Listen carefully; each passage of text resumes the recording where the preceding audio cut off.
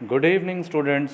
स्वागत है आप सभी का हमारे यूट्यूब चैनल पर जिसका नाम है सौरभ क्लासेस फॉर हिस्ट्री। आज मैं आप लोगों के सामने एमए सेमेस्टर 4 के सब्जेक्ट कोड EC3B जिसका नाम है socio economic history of medieval India, इसका सिलेबस लेकर उपस्थित हुआ हूँ। आज जो हमारे सिलेबस है वह मूल रूप से 5 भागों में विभक्त है। हमारा जो यूनिट 1 है उस यूनिट में हम देखते हैं कि हमें इकोनॉमिक इश्यूज़ अर्थात आर्थिक समस्याओं पर विचार करना है, आर्थिक विषयों पर विचार करना है। इसके अंतर्गत हमारा जो पहला ए सेक्शन है उसमें हमें लैंड सिस्टम अर्थात भूमि व्यवस्था, ऑनरशिप ऑफ लैंड इसका मतलब होता है भूमि का स्वामित्वकरण, और एग्रेरियन क्लास अर्थात कृषकीय वर्ग, इसके बारे में अध्ययन करना है। उसके पश्चात जो हमारा सेक्शन बी है उसमें एग्रेरियन रिलेशन यानी कृषकीय संबंध पर, और टेक्निक एंड प्रोडक्शन, टेक्निक यानी तकनीकी और उसका उत्पादन, इस विषय पर चर्चा करना है। जो यूनिट 1 का सी है वह है इक्ता व्यवस्था, जो हम लोग पहले भी पढ़ चुके हैं, इक्तेदारी व्यवस्था, उसको पढ़ना है। और चौथा जो सेक्शन है वह है विलेज इकोनॉमी अर्थात हम कह सकते हैं ग्रामीण अर्थव्यवस्था। ठीक है। इसके बाद हम देखें तो ग्रामीण अर्थव्यवस्था के बाद जो हमारा यूनिट 2 स्टार्ट होता है वह यूनिट जो है वो ट्रेड एंड कॉमर्स पर बेस्ड है। ट्रेड एंड कॉमर्स का मतलब होता है वाणिज्य और व्यापार। इसके अंतर्गत जो हमारा सेक्शन ए है इसमें इनलैंड एंड मैरीटाइम अर्थात देशीय और समुद्री व्यापार पर प्रकाश डालना है। हमारा जो दूसरा सेक्शन है यूनिट 2 का जो सेक्शन बी है उसमें हमें inland and maritime trade under Vijayanagar empire, इसका मतलब है कि अंतर्देशीय और समुद्री पार अर्थात विदेशिक व्यापार विजयनगर साम्राज्य के शासनकाल के अंतर्गत। हमारा यूनिट सी उसमें हम देखते हैं कि inland and maritime trade under Bahmani kingdom यानी बहमनी साम्राज्य के अंतर्गत अंतर्देशीय और विदेशी व्यापार। और हमारा सेक्शन जो डी है वो inland and foreign trade under the great Mughals अर्थात मुगलों के अधीन अंतर्देशीय और विदेशी व्यापार, इस विषय पर हमें प्रकाश डालना है। इसके बाद हम देखते हैं कि हमारा यूनिट 3 है।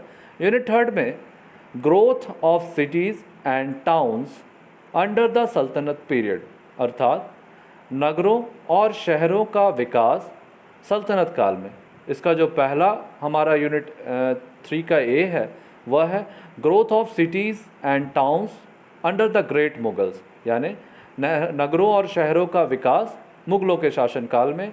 उसके बाद दूसरा जो हमारा सेक्शन बी है उसमें हमें कारखाना एंड इंडस्ट्रीज़ अंडर द सल्तनत पीरियड विजयनगर अंपायर यानी विजयनगर काल में और सल्तनत काल में कारखाना और इंडस्ट्रीज़ का वर्णन करना है।